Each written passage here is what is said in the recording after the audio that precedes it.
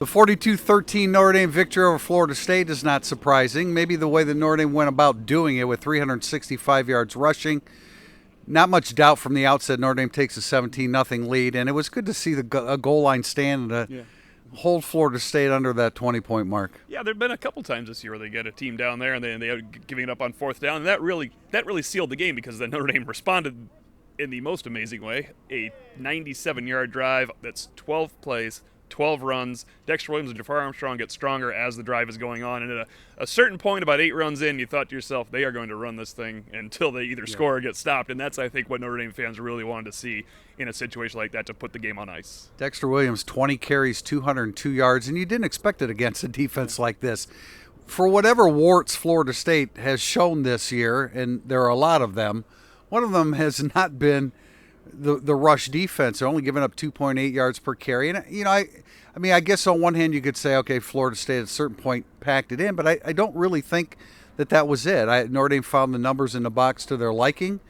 Dexter Williams had a big day, and I think it's real progress for this offensive line, especially for Tommy Kramer back in the starting lineup. Yeah, he was in for every snap. You asked Coach Kelly about that. That was really to combat Florida State's size. Now we may see that down there, may see that against USC as well. And I thought, when you're watching from up there, you don't see everything, but obviously Kramer had a pretty good day. We've heard a lot about Aaron Banks having a good day from others. It's going to be fun to watch that film. But Brian Kelly mentioned, look, Brandon Wimbush gave us what we needed, and I thought he did. You mentioned the fast start. That's what mattered, was getting a fast start, getting some confidence. He had a rough third quarter, I guess, would be the way to look at it. Or the fourth quarter was kind of a wash, but it was the Wimbush problems of old in the third quarter, but he played winning football in the first half, and that's what they needed from him, and that was really kind of the key to the game because they had a healthy cushion at that point. Yeah, no doubt about it. Defense forces 2 early turnovers, and with regard to Brandon Wimbush, and we've said this in the past, when the game was on the line, when the game was decided, that was in the first half, and that's when Brandon Wimbush played his best football. Now, the numbers won't show it again. 12 for 25 with 3,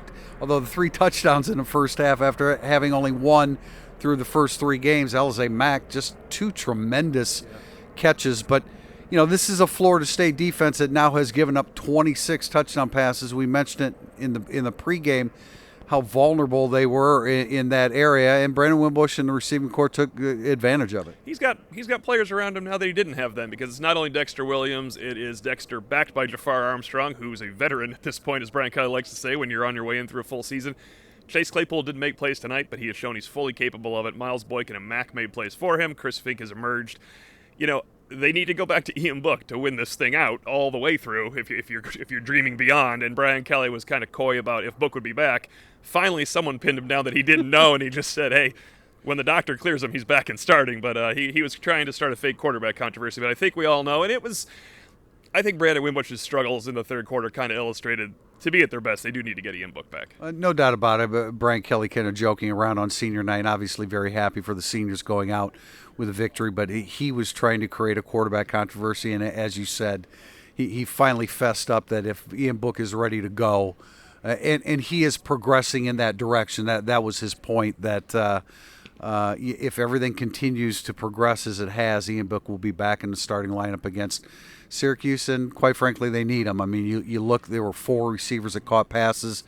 Usually before the first quarter is over, Ian Book has found 6 different guys and, ends up hitting the 8 or 10 receivers. So they need him back, but Brandon Wimbush did a fine job. He was very accurate in the first half. It started to get away from him a little bit as the second quarter came to a close, and as you mentioned, the third quarter, a couple guys hiding in the weeds there that jumped up and bit him, and that's happened to Ian Book too. But the defense gave up 105 yards rushing, a good performance, and something that they can be proud of moving on.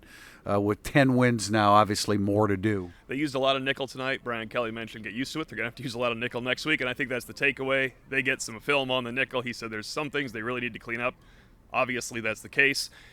A little disturbing, and he says it's the run fits in the nickel. Well, Syracuse can run when you're running the nickel too. So I think that's what's going to be the focus of practice this week, is kind of shoring up that nickel and run fits against it, because that's how you can beat Syracuse, is put them in 3rd and long. Notre Dame moves to 10-0, 6-0 on their home field this year with a 42-13 victory over Florida State.